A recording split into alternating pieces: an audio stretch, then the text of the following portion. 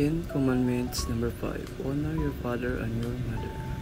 How can we show our honor to our parents? When honoring our parents, it's essential that we show them respect, accept their authority, obey them, and appreciate them. Mga nagikan ko na iskulahan guys, paulit ko sa balay.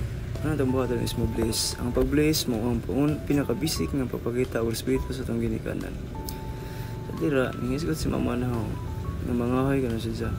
Naingan ko yung mama, ma, ako na may pangahoy. Okay? Kana nga po pangahoy, bukat kayo na, dili na. Basta kuhan kay Badge mo na, kay Badge si mama. Sumoto, ako na may nagbuga sa kahoy. Kaya naman ko ista ka kahoy po, before ko mula ito yung maasin. Magbilan ko nila kahoy, mga kahoy nga kinuha na wikan sa bukid.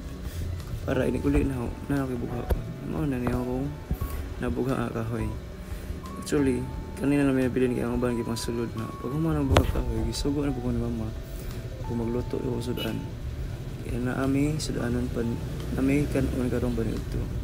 So mga taon, so may dugayan. Ako lang hinluan.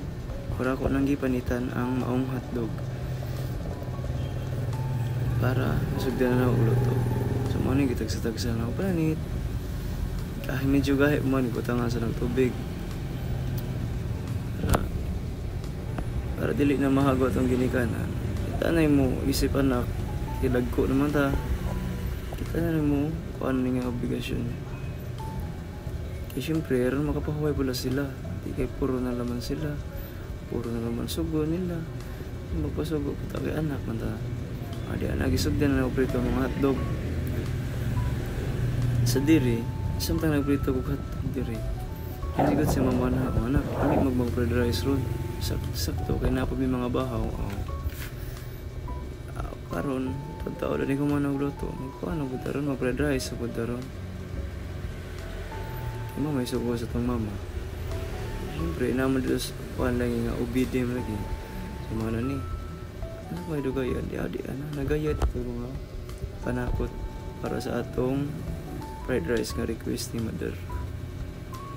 So, dugayan. Maso ni guys, kada ulit na ako sa balay guys. Ako siya luto. Ganahan ako guys. Nahan ako mo servisyo nila.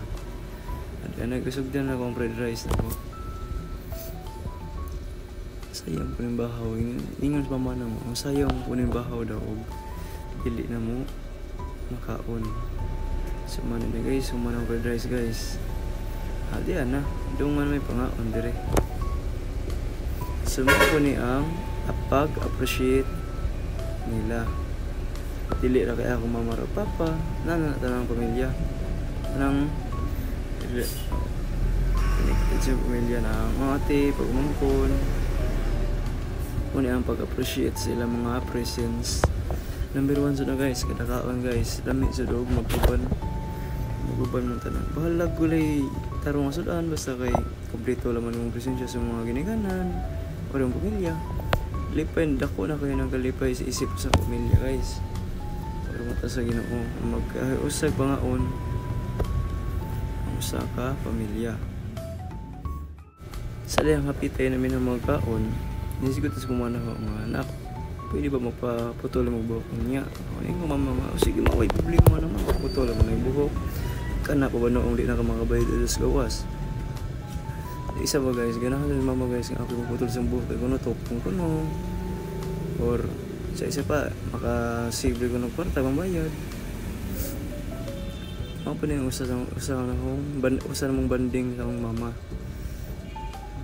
Sige ni, pabalik ko eskwelahan ani. So syempre di pa na mawa ang pag-bless o ang pagbabay. Sumoto guys, dito ko taman. Bye bye.